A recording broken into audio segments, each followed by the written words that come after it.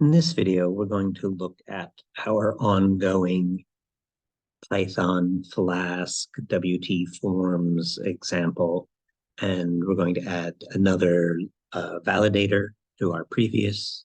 So we started off, our first validator was the input required.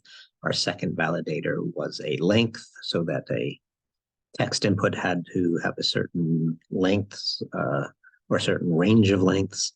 And now we're going to deal with a number range for our number inputs to say that so this time it will be not the number of characters as it was before, but the numeric value must come within a range of possible values.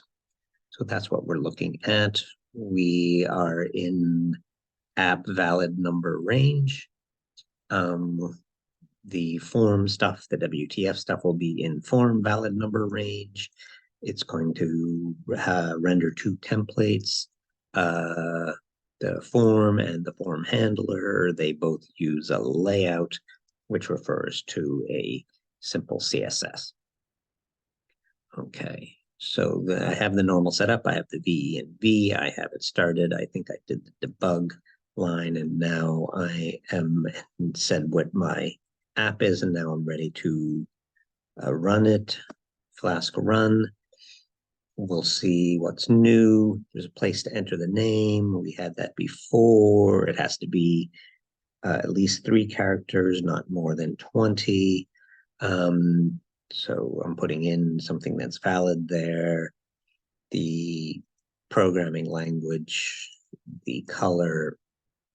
And now here are where the number things come in. So I said that the hours can be between 0 and 85. I think I allowed up to 85 hours. So if I use the up down, it's going to stop at that 85. If I go down, it's going to stop at 0. Now I can type in something lower, so I can type in a -2. And if I were to try to enter that, I'll get a message that the value must be greater than or equal to 0. And this, again, is one of those messages from the browser rather than the message that I wrote.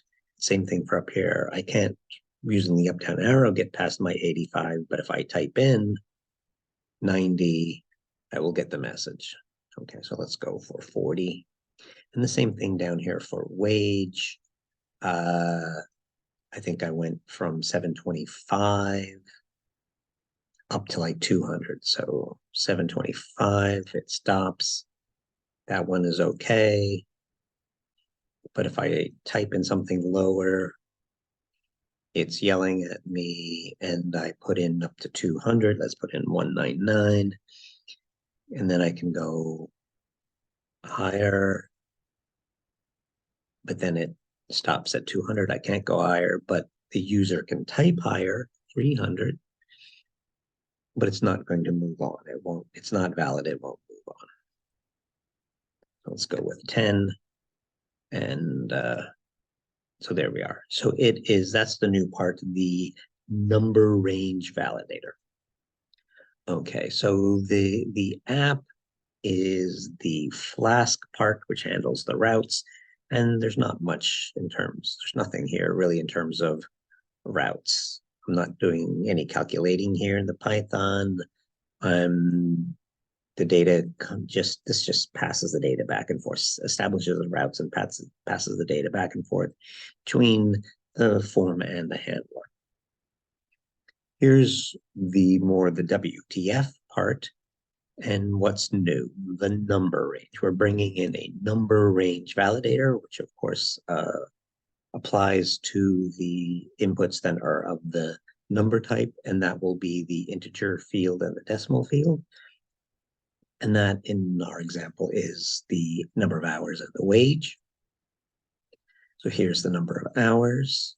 It's an integer field. The label is hours. Here are the validators. We've previously said that it was a required, so it can't be blank. And then here we've added a second validator. Again, the validators are a list. We're adding a second validator, a number range validator.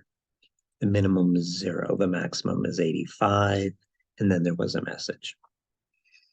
And it depends if you, sometimes the browser handles a validation, and then you don't see the message sometimes, but some other times you will see the message if, what do I want to say? If the browser isn't handling the message, then you might display this message.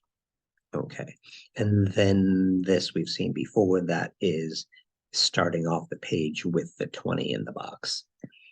Here is the wage. It was a decimal field. Its label is wage. The two validators, the input required and the number range. We're going from 725 to 200 with a message. And then we're starting off at $10. We have a minimum of 725 and a step of 0.05. And so that is the WTF part. We have added the number range validator. I want to go back here to the HTML form and view the page source behind, and let's just see down here in hours. There's our max of 85. There's our min of 0 for the hours. So it's required. That was the input required. And then here's the min and the max for the number range. Here it's the same thing for the wage. The minimum was 725. The maximum was 200. Okay, so that's what it looks like. Sort of the HTML is being sort of written for us, but that's what's being written. And so some of it's just, a lot of our validation is sort of in the attributes of the HTML. That's why the browser can just handle it, and you won't necessarily see our messages that we're sending in Python, because the HTML is sort of there and handling it. Okay. So let's see. So that was the two Pythons. Let's look at the form. Not much changes in the form. We're just saying that we have an hours and we have a wage. And I put a place to display an error message. And so it depends, like, whether the browser is simply capturing the validation error or not. So one thing that can happen is, let me come back here, form. I have, in some sense, two minima here. I have a minima that the number range is imposing, and then I have a minimum that I had before from the render underscore TW. And if these minima disappear or disagreed, then it might be possible for it would be get confused about which one to choose over here. So again, view the page source. If I had sort of two different minima, it wouldn't quite know which one to choose. It would choose one of them here, and then maybe the other one would show up also in the validation, and and then our message might get displayed. So it is possible for our message to be displayed, but if the browser is going to handle it, the browser is going to handle it. So the browser sort of wins under normal circumstances. Okay. So I have these two minima the same. If I made them different, I might get it to be able to show our message. I'm not necessarily interested in forcing that. Better to be consistent. Okay. So again, here we are back at the, where was I? The form.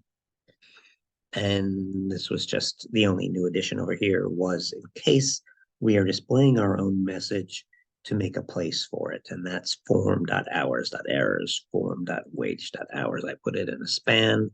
I give it a class of error. So that makes it like red writing or something like that. The handler, I don't think there are any changes, because this is all about validation. This is all about getting good data to the handler. So there's no reason for the handler then to change.